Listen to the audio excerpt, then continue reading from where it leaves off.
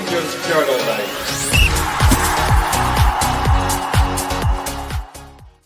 Well, welcome back everybody. Welcome to the next episode of the Copping Report. I'm your host Scotty and I'm joined by my good pal Mitch. Mitch, how are you?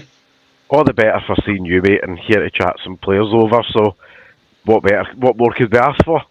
That's it. So today we're going to be talking about wingers a day. I think we're in dire need of a couple of wingers, aren't we? So hopefully we've got a couple of options for Rangers here. Wait, are you excited about this one, Mitch? What do you think about Rangers needing some wingers just now? Yeah, I think we need up to 3. Easily. Yeah, and I think you could argue the case that some of the current wingers like McCausland, he's not really kicked his own backside this season, so you have to ask yourself, I do think there's a future for McCausland, but I think it's hard for him to find his form when he can't get in the team, but he can't get in the team because the guy in front of him's playing so well. Right. But the issue that we've got is we're either going to have to stick our twist when it comes to Tierney, of do we giddy up the money and have done with it, and it becomes a transfer that's done. We'll all argue the semantics about costings between ourselves. We've done it many a time in the pod, or we have to make a firm decision of we can't afford it, so we're moving on to somebody else, perhaps somebody else on our list. Yep, definitely. For me, you get like Oscar Cortez. He's caused a lot of controversy with his injuries and his hamstrings, most likely this season. His knees. I think there still is a player in there, and he's your player for the next 4 years, whether we like it or not. So I do think we need some backup. Touching upon McCausland, I think early on in the season, when I seen him score against Malmo and stuff, I thought that's his role this season, coming off the bench, getting a goal. He was using his left foot a lot more, cutting inside for the right. I feel sorry for him, to be honest with you. He's picked up a few injuries this year. He's just had rotten luck, hasn't he? Purely. I think he's been a bit stop-start, and I think that's it's probably also if a player summed up our season, it's probably McCausland, where it's stop-start, and as you say, it's kind of he's found himself in the perfect storm. I think of Tierney's been so good that you can't take him off the pitch, but McCausland's not good enough to put him on the left wing because his game's too exposed in the left wing because he's too right-footed. Aye.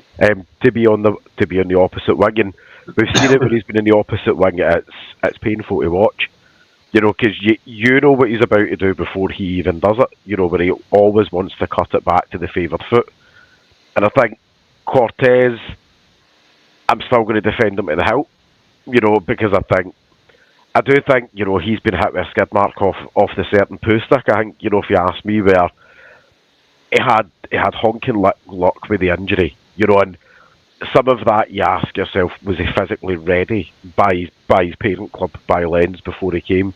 How ready was he for adult football, and how much of that did we know before we signed him? But I reckon he's probably is mostly fit now. And I think the biggest thing for us now, between now and the end of the season, it's going to be, can we get some useful minutes into him? Can we get him half hour here, 40 minutes here, and get him physically ready for a good pre-season? Aye, definitely, mate. So, this show is sponsored by Off to the Match I Go. Scan a QR code on the screen, head on over. If you've got any memories or anything you want made up about Rangers, this is the place to go. Head on over to the website offtothematchigo.co.uk. Apply the code Journal10 and you will get 10% off. I'm going to call him Zidane because it's just easier so I don't butcher every boy's name. It's Zidane Inusa, and he is 22 years old. He's 5'8". He's Swedish. He plays in the top division in Sweden. Plays for Häcken. He's a winger. He's obviously looking at his heat map. He's a left winger. He's valued at £3 million. His contract expires on the 31st of December 2027.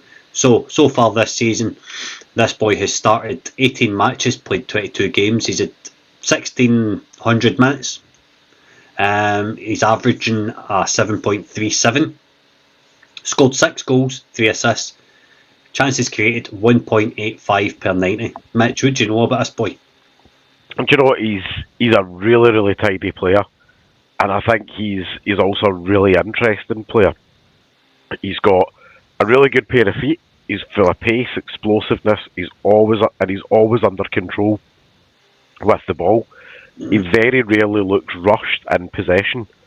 Everything that he does, looks measured. It's calm, and he looks like he's got far more time in the ball than he has any right to have. I think, especially when you look at the stats, that backs that up there. Where he's got a goal involvement, whether that be putting it in the net or an assist, as a 1 and 2 average. Yeah. He's averaging 1 and 2 for the games that he started. He's a cracking dribbler, always looking to take his opponent on, and either by getting to the byline, so he likes this, and the heat map shows that there. Obviously, he sticks to the byline, and I think that's something that we really, really, really lack as a team. We miss a line hugger, somebody to give that natural width out on the park. I think because we've got almost two wrong-footed wingers, that their natural instinct is to cut back in all the time. But you're like, just take it to the byline, take the width.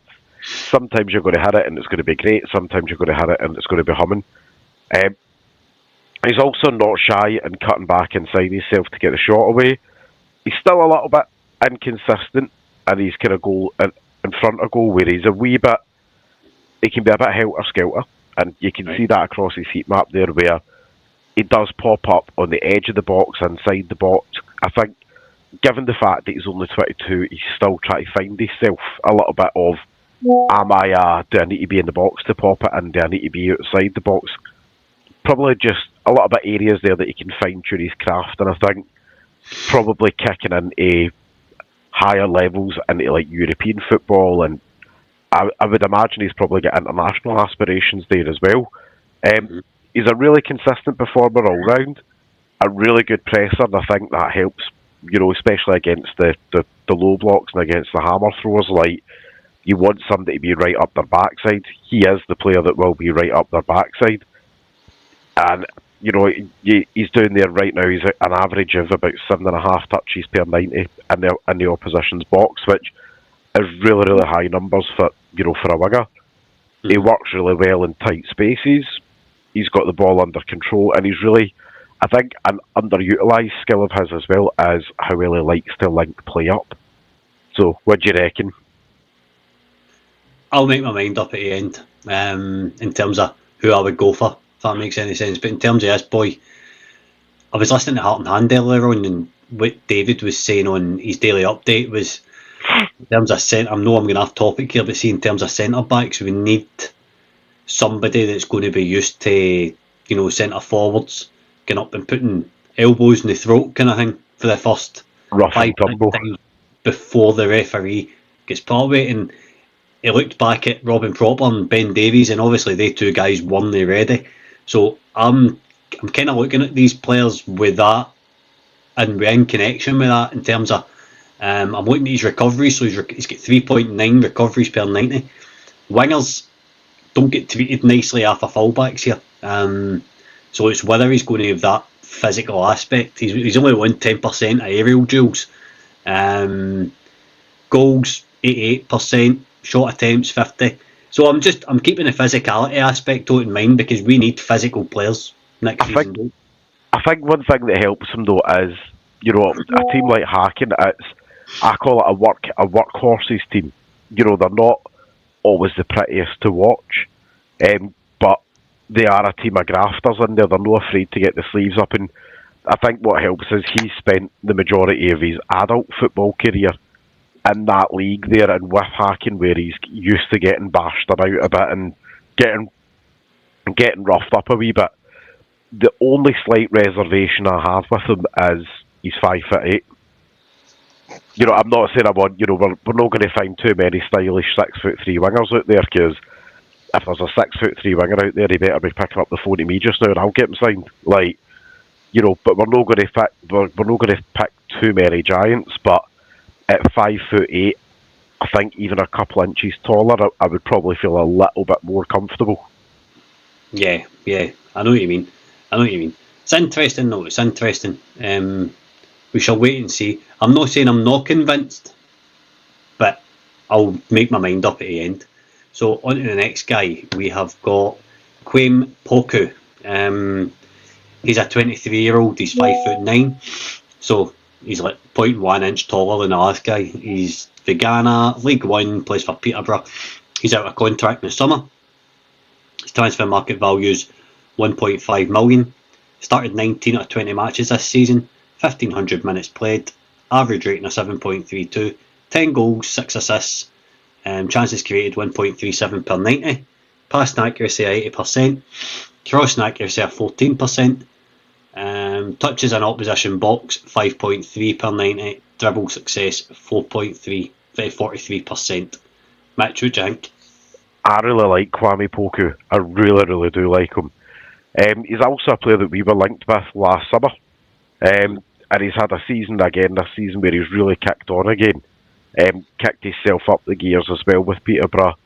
He's got loads and loads of improvements this season. And everything's weirdly, I think Peterborough's relegations served him really well, where it's given him a chance to, at a young age, fully refine who he is. He's found out over the course of this season that he's playing in the right wing most of the time there, but he can play anywhere across the front three. You can see it on the heat map there. He's not afraid to get himself about. He likes to hug that byline and come in by, I'd call it, a yard or two for the byline. He can play in various ways. He can either come inside or he can be linking up the play as an outball. But also is just a straight raw winger. He's honestly phenomenal to watch. I think if you watched them 18 months ago, when the first rumours were kind of floating about of us being linked, you would have thought to yourself, this is a transfer that could go one or two ways. And I think that additional 18 months down the road's probably helped him. Mm. But I think he's definitely far too good to be in the league that he's in. And I think at a relatively low cost like he's in at the moment, I've genuinely, he's a player that you'd quite happily take a punt on. Aye. He's taken, again, when you look at goals and assists there, he's got a goal involvement in almost every game that he's played at the moment.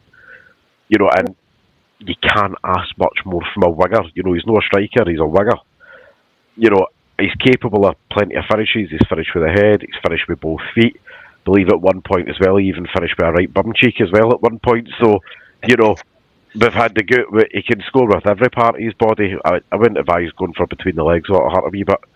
But he is just back for hamstring surgery though at the start of the season, and I know that's enough to give a few of his twitchy backsides when we say those words. But he's been playing consistently. He's played well. He's not missed any more matches than you would expect really for a player.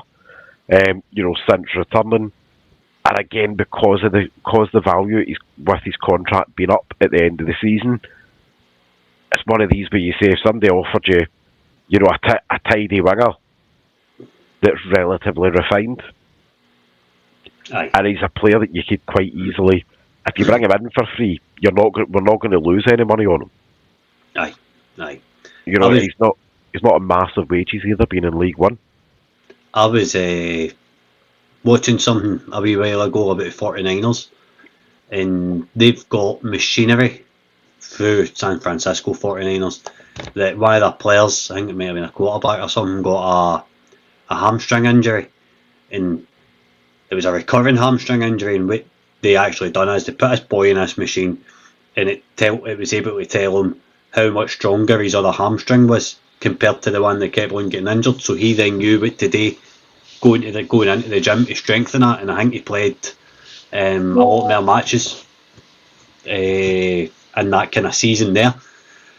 So coming in, the 49ers coming into Rangers with that kind of equipment, I think injuries are going to improve a hell of a lot. And sports science on steroids, mate. I think this is what we've been missing as well, is part of our identity under Stevie G was bringing these players up through the cross-border ruling. And I think this is a guy, 10 goals and 6 assists. An average rating of 7.32 in League One. It's good numbers, man. Good numbers, mate. And at 23-year-old as well, he's still got a good move or two left in him. for a winger. Like, he doesn't. I think what a lot of people need to look at and remember when we look at some of these young cross-border prospect players like him, I would say Polka's he's past the point of being called a prospect because he's got plenty of experience now. But at 23 years old, he's by no way, shape or form an old footballer. Yeah. But he's a very experienced player. What he needs is a team like us to come down there and say, tell you what, on a free transfer, no-brainer. And then if he comes to, and I don't want to say a stepping stone, but if he comes to a league like ours, sets the world on fire, it's a mutually beneficial relationship at that point because he's came up here, nailed down a jersey, done really well. He may very well even look at getting international recognition. Aye. If he, in return, another club across a top 5 league or even a championship or something looks at him and says, tell you what, for £5-6 million, bite your hand off for him. Especially when you factor in European experience. To me, since I've seen his links, mate, he's one I've been really, really hoping to get in. We were linked before he had that hamstring injury, and I think a couple of championship clubs have started sniffing around about him and stuff, and he's exactly what we need. He comes in, blows the league out of water, stays for a season and a half, 2 year, 25, he gets his move. That's the ideal kind of. You see it in his strengths there that Gordon's put in: explosive pace, athleticism, and physicality. Physicality, but it's massive. Composure in front of goal, recoveries, agility, work rate, consistency. It's all there. He's a great player. I really, really think Rangers should go and get this one done. What about you? I will say, mate, look at all his strengths, one of the biggest ones is the work rate.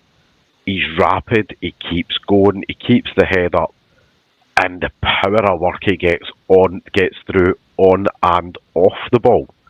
Aye. He's not afraid that if we've got the aging legs of Tav at the back, he'll help him out. If he's got somebody, if he's got a quick whip it up his backside, he'll go in, he'll help his right back out. He's got no issue with doing it. And that shows obviously with the fact that he's got 4.2 recoveries over the course of the 90. Aye, mate, 100%. I really hope Rangers go ahead and get this deal done if the links are true. Right, next player we've got is Serginho. Right, this boy's 1.7 million. He think he's Brazilian, isn't he? He is, mate. He's Brazilian and he's tremendous. Cape Verde, it says there he's from, but I think he's a name like Serginho. That's probably. I think there's a Brazilian parent somewhere. There definitely will be. 1.7 million. Contract expires in the next season, 2026. Plays for Viborg in Norway. He's a winger as well. Looks predominantly a right winger. 14 matches started, 1,200 minutes played, 7.68 rating, 3 goals, 10 assists. 2.9 chances created per 90, 76% accuracy, and a cross accuracy of 39%. What do you think, Mitch? Mate, I like him. He was one of my hot picks for coming into the video. He's slick, he's fast, he's 5'10", so he's not a wee dwarf. That way you're not having to worry about a tiny winger getting bullied about the place. He's also a bit of a different type of winger from what we've got in the squad just now. Mm-hmm. He will chip in with goals here and there, but his biggest strength is actually creating chances for his teammates. With the fact, obviously, he creates on average, about three chances per game. You do that in a bit more of a grafters team like Viborg at the moment. You create 3 chances like that in the SPL. Mm-hmm. No being funny, mate, you're probably getting a higher assist rate than what he is at the moment. And I think sometimes what's old is new when it comes to wingers.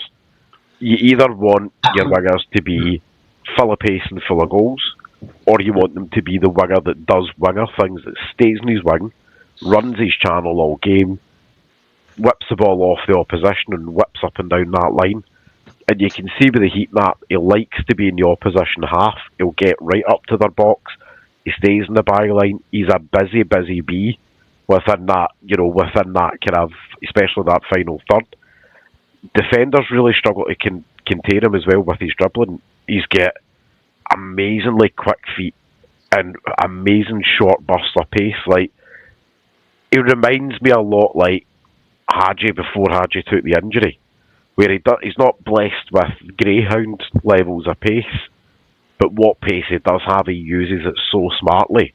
He uses it small and sparingly, and he only does it when he knows he's going to, because he's not a 100-metre sprinter. You know, he's a 50-yard sprinter rather than a 100-metre sprinter. Mm-hmm. Never rushing the ball, nice and composed, and he makes loads of intelligent runs to create the space for himself and others. And again, he plays in a team that plays with a high press, which I think most of us kind of expect that's how we're going to play next season, to be the aggressor as opposed to currently dilly-dallying about in the ball. Aye. I need to agree with you. I'm looking at his kind of form, bottom right. I know there's an injury in there, and I think his form's been a wee bit patchy since his return. I think he had a better November than what he did kind of January and stuff. Right enough, November looks as if that's his worst, and March has definitely been his best form. That's an 8.2 average rating. He did have a bit early off with the injury. It was a hammy. Right. Either his hammy or his knee. It was out for a wee period of time. It was about 4 or 6 weeks he was out for. But I think it was one of these injuries that it took him physically a couple of weeks to kind of refine his groove again when he got back into the team. And some of those January appearances were 20 minutes here, 15 minutes here, 5 minutes there, as I like to refer to it as the Make-A-Wish minutes at the end of a game, where the game's pretty much already done and he's basically sent on to go and run, to go and trust his body again. And I think we've seen that towards the back end of the January and the February and March, that consistency started coming back in his game again. And I think, again, at 24, relatively low value, he's worth a punt. But my only worry would be the injury, because it is the second injury he's had, and I'm going to put a full disclaimer out there about that. It is the second injury, and I think for me, I like him. Do I like him enough to be concerned about a second injury fit? Because I think I would be my own biggest hypocrite, because I was the first one to say when Casemiro went down with his second injury, don't touch it with a barge pole, even though it's low risk. He's got similar attributes to Ross McCausland. He's got more attributes than Ross McCausland. Ross McCausland's best attribute to me is being a ball carrier, and he's pacey. He can press as well. I don't think Ross McCausland's got the best movement. He's not getting any flair. I think that's all stuff he needs to add to his game. Needs to make better choices in the final third. So it would be an upgrade as a backup, I would say, if that makes any sense. But see, for a right winger just now, it's hard because we've got Czerny in position in it.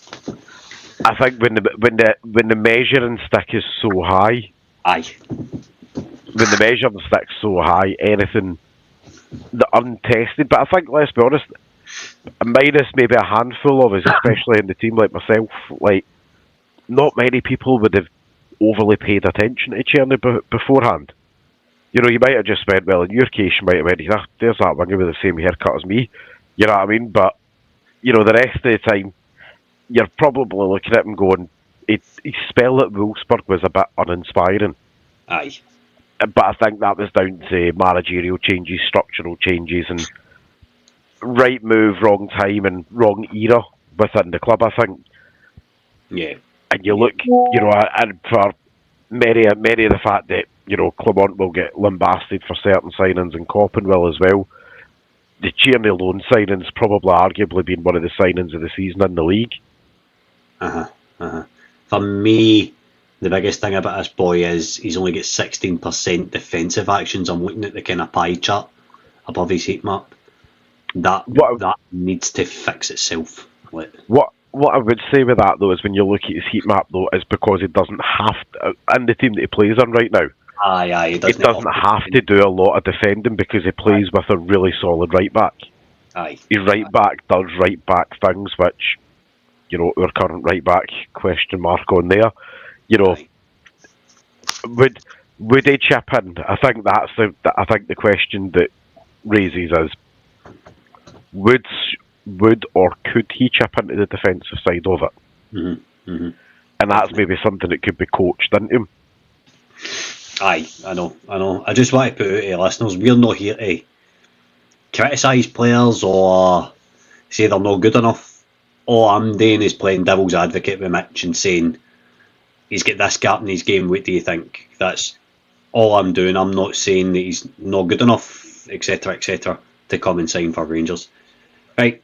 Also, another wee note there for viewers there as well is a lot of the signings we've looked at players under certain values, because we're basing it on what could be transfer budgets and what might not be. So we've tried to be relatively fair, but also we've tried to be realistic about what's in the category that we are shopping in. You know, because even with the 49ers money, they're not suddenly going to come in and scoosh £30 million on a winger. Aye. It's lovely if they did, but I know, it wouldn't be too bad, would it? Right, next player. Lucas Roney now. You'll probably notice a change in my voice when I seen this boy. He's 22-year-old, he's 5'5". He definitely is Brazilian. He plays in Serie B in Brazil, plays for Coritiba. Yep, he's a winger. He's valued at £1 million on transfer market. All our values are from transfer market, by the way. And his contract runs till 31st of December 2027. He's another right winger. He started 32 out of 35 matches, just under 3,000 minutes. Average rating of 7.36, 6 goals, 5 assists, 1.83 chances created per 90, 73% passing accuracy, 21% crossing accuracy. Mitch, what do you think? I like him, mate. And I'm not normally one to go for a vertically challenged winger, but you know he's got plenty about him at 20-year-old and 5'5". He's quite a big 5'5", if that makes sense. Like, you know, he's got a decent bit of presence about him.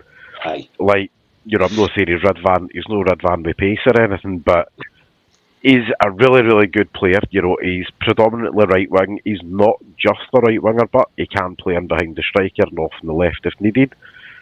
Defensively, he doesn't mind tracking back, which I think really helps, especially how we have been playing. Obviously, new manager to be determined how that style's going to be, you know. But I think having that tracking back ability and having the legs to track back, it certainly doesn't hurt. And I think one thing that shouldn't be underestimated is the Brazilian second tier is a rough and tumble league. You will be battered from pillar to post, from whistle to whistle, because this is how a lot of the really good Brazilian players break out. They will take a season or two in the Serie B. They will take a scudding while they're down there to toughen them up. And basically, it's a sink or swim league. You know, it's probably akin to getting sent to the Scottish Championship, where you're going to take a kicking. You may be better than the players on the pitch with you, but you're not more street smart than the players on the pitch with you. You know, and I think that's one of the biggest things it really teaches you. He's got really good movement, especially with sneaking in at the back post, off the ball, and makes it with making the runs in behind the defences, which, let's be honest, we all love seeing a player make a run in off the defence. Yep. He's really good in the one-to-one duels, taking on his man. His delivery is usually pretty good, but could still be, you know, his crossing could still be worked on, but at 20 years old, if he was perfect, he wouldn't be on the radar. You know, and that's something that we've all got to consider as well, is at 20 years old, he's reasonably experienced, but he's also still going to have key areas for development. Because if he didn't, he wouldn't be playing in the Brazilian second tier. He would be playing in a top 5 team in Europe and probably a top 6 team in that league. His shooting needs to become a wee bit more consistent, in my opinion, though. But again, that's something that can be coached through him as well. You know, at 20 years old, he's got all the time in the world in front of him. He's comfortably got another 12, 13 years minimum of his career there. Really intense, really aggressive presser. You know, and he's producing nearly 4.5 recoveries per 90. You know, and he looks really good on the counter as well. And again, I'm not always the biggest advocate of a vertically challenged winger, but sometimes when you see one and you know he's got enough about him, you say to yourself, sometimes that punch just enough. Yep. And I think he'd be fine. See, the most impressive thing about him, Mitch, is the consistency in his game. I remember when Walter was with God rest his soul, he was talking about Chris Buck during his second stint, and he says wingers are inconsistent unless they're Brian Laudrup, right? And this boy's consistent at a decent level. Brazilian football, as you say, basically produces world class talent every year, every day of the week, every month of the year. And how consistent he's been for just before May straight up to March is pretty impressive, and that's probably his biggest attribute for me. It's just been. I think, as you say, consistency is the old expression is consistency's king. Yep, 100%. You know, I want to know what you look like on your best day, but I also want to know what you look like on your worst day. In your case, it's always stunning, Scotty, don't you worry. But I want to know, as a player, are you a player who is like Willian, for example? You know, even on an average day, he's still going to cause you grief, and he has done throughout his whole career. Even now in the twilight of it, you know, he still causes you grief even when he's having an okay game. Because you know he's got that moment of quality within himself that you get caught lacking, and before you know it, Willian's off there, you know, tearing you a new one or setting up a goal.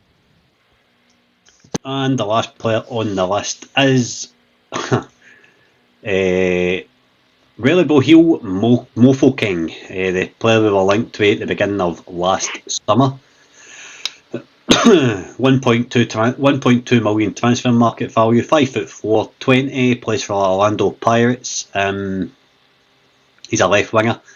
He's got 19 starts, 1,600 minutes, 7.55 average rating, 4 goals, 5 assists, 2.6 key passes per 90, 78% passing accuracy and a 21% crossing accuracy. Also another very consistent winger, Mitch. Do you know, I really, really like him. And he's genuinely a special player in the making. My only worry with him is, has the ship already sailed? You know, there was clubs like Barcelona linked to him just in January or the summer there.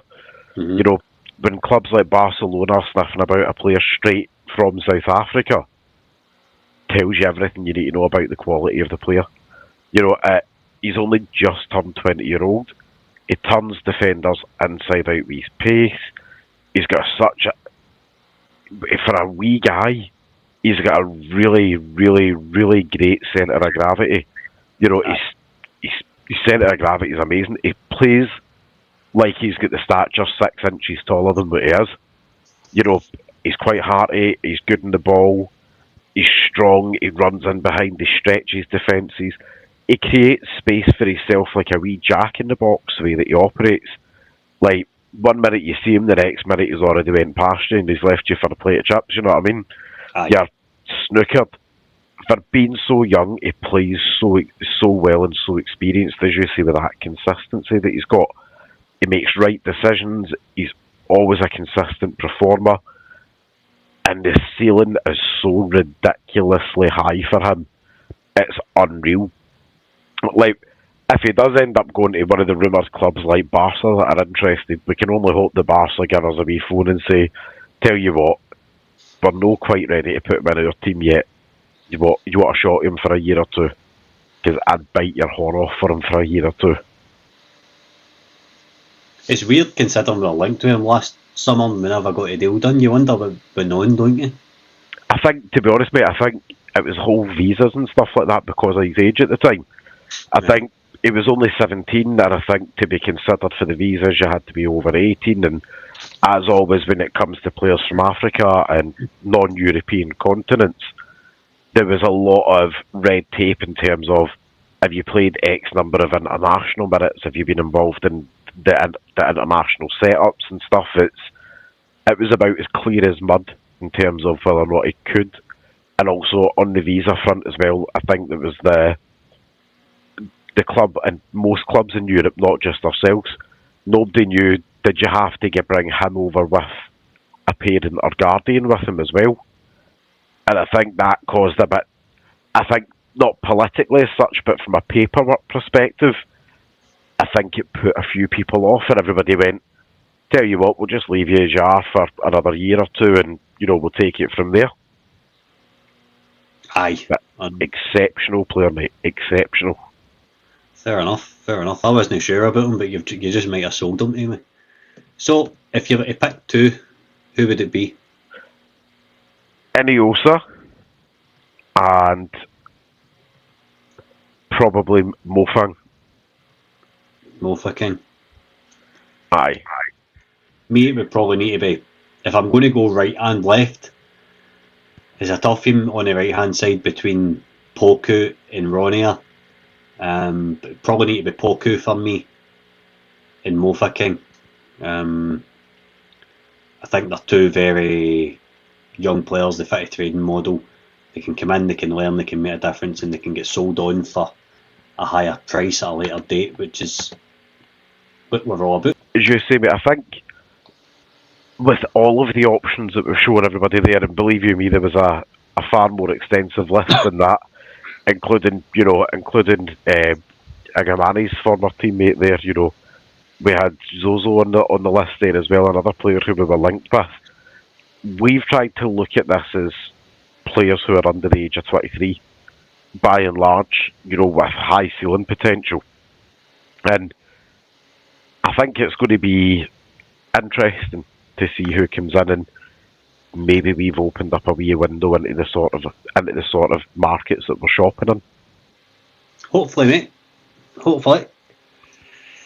Right, so that'll conclude the 40-minute episode of the Coping Report you've had this time. Me and Mitch love a yap, so sorry if we bored you, but you can thank us if we've entertained you. Get in the comments below and let us know who you would pick out the 6 options we've gave you. Wingers, as we touched upon at the beginning of the show, it's a massive gap in a Rangers squad that needs fixed. Hopefully the days of playing guys like Hadji out in the left are done, and we can go out and sign a couple of wingers this season and fix that permanently. The only fit winger we've had all season's been Tierney. Mitch, thanks for having me. Thanks for coming on, mate. Always a pleasure, never a chore, Scotty. Thanks for having us on. No bother. So we'll be back next time with number 6, I think it is we're going to look at. Number 6, aye, we're looking for the centre mids. We've got some treats lined up for you. So this was brought to you by our sponsor, Off to the Match I Go. Scan the QR code, head on over to the website, offtothematchigo.co.uk, for Rangers memorabilia. Apply a code Journal10 for 10% off. And remember, every night is Rangers Journal night. Cheers.